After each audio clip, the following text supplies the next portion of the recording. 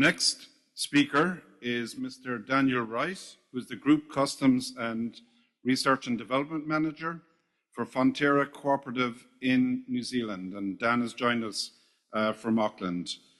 Prior to joining New Zealand's largest company, Fronterra, Dan spent 13 years working for New Zealand Customs Services in a variety of roles, including border operations and trade. He oversees customs compliance, policies, and procedures. Speaker is Mr. Daniel Wright, who is the Group Customs and Research and Development Manager for Fronterra Cooperative in New Zealand. And Dan has joined us from Auckland.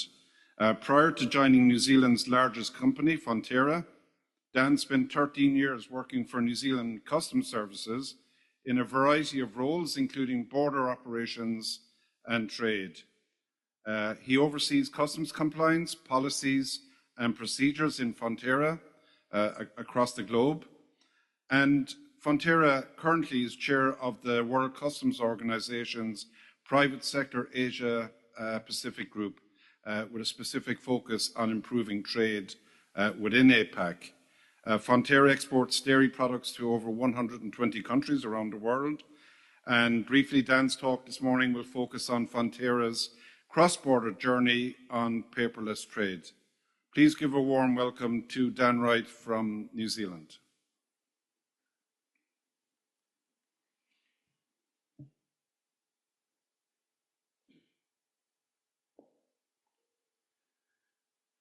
Thank you, Trevor.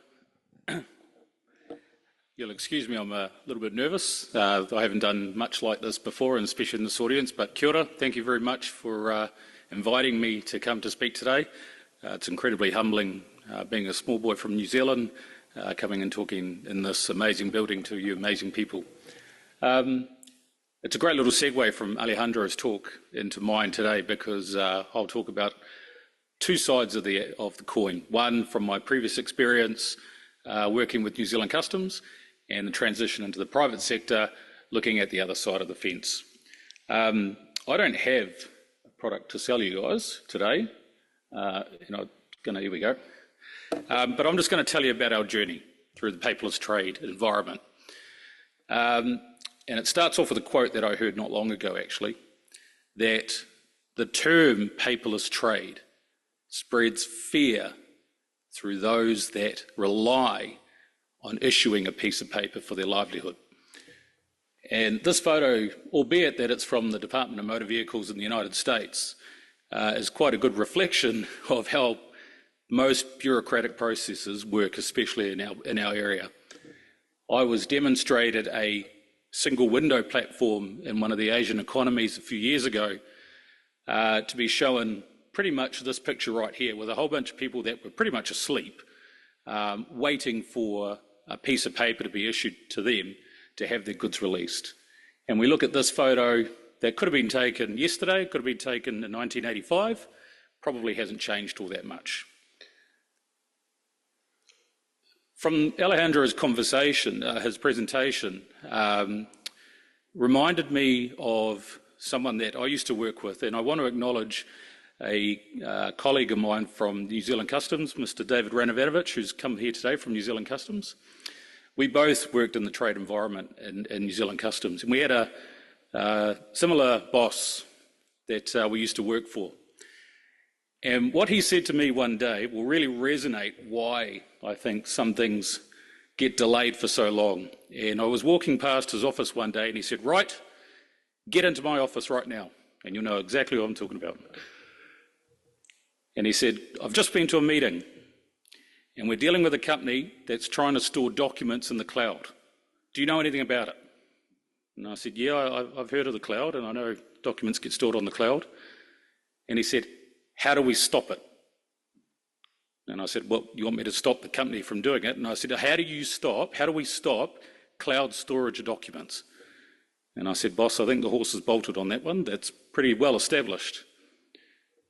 What I think that acknowledges is there's a cultural system and a level of trust that needs to be built, that the private sector need to understand, that governments need to take on board as well.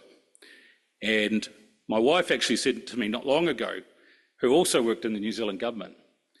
It's like showing your great-grandparent an iPhone and telling them to trust everything that the phone does, especially with their banking system and so on. It's a journey, and it takes a long time. All right? So there's three things that I want to talk to you about today, where we are building on that trust that we've established with the New Zealand government in partnership with New Zealand Customs, and it's a stepping stone. The first is a data-fed declaration system. By law in New Zealand and in most places in the world, you are required to have a person physically declare a declaration. That is somebody sitting there entering in all the data, HS codes, valuation and so on. Ironically, not long ago, the Customs and Brokers Freight Forwarders Association in New Zealand held an annual conference and invited New Zealand Customs to come along to it. New Zealand Customs presented the lack of competence in a lot of these brokers' accuracy in completing these declarations. And in reality, that business model in the Freight Forwarders and Customs Brokers Association has changed. It's more about pushing things through quicker, faster, and probably less accurate.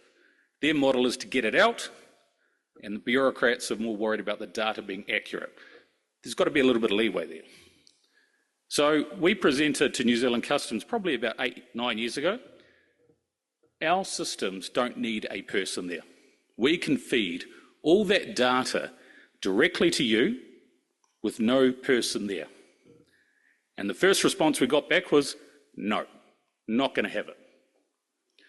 So what did we do? Well, we had to bring them into our company, show them how we actually can show the integrity and credibility of the data, which means that you can focus on the actual risk, the people that are going around intentionally trying to defraud the revenue of the government. We are doing the best to make sure we can be credible and efficient in how we do things. So, over a period of many, many years, and many, many audits, I'll remind you, we had New Zealand Customs come through and validate our process. And I'm ecstatic that we are now in a pilot program where we will be feeding data directly through to the New Zealand Customs system with no human intervention. Why is that significant? Well, on average, we export about 150 to 180,000 containers from New Zealand every year. We're New Zealand's largest exporter by a long way. 45% of New Zealand exports come from our company alone. The New Zealand government is so reliant on our data being accurate because it has other impacts such as currency exchange, how the economy is actually going. So they need our data to be credible. And over many, many, many audits, we've shown them that the data that comes out of our SAP system and our other systems goes straight through to them with no human intervention is 100% accurate. That's the first part of the journey, and it's taken us 8 years to get there. And keeping in mind this is only for exports. In a lot of countries, most customs agencies don't care about exports because our next question is, what do we do about imports? And the first thing that New Zealand Customs said to us was, not interested in imports. That's where the risk is. All right? So our next journey is the second part to my talk. How do we use AI to read our documents to compile declarations, accurate declarations? And one of the things that we took part of in an ESCAP conversation not long ago is, why do domestic tax authorities and domestic regulator programs not work concurrently with cross-border agencies? Why can we use AI to compile tax information for local tax authorities, but the customs agencies don't let you do it, where the biggest risk is probably to the tax authorities?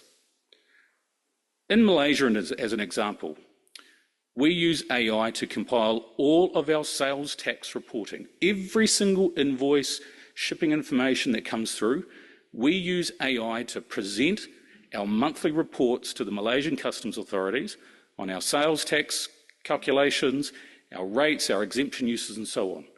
Now, obviously it's AI, and I am no expert in how AI actually works, but we are teaching the system through consistent use to provide more credible information to the Malaysian authorities.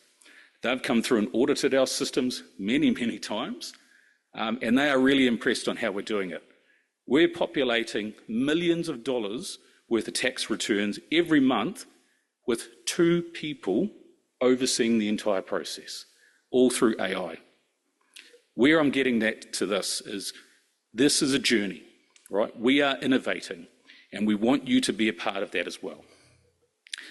The last topic in my conversation is self-certification.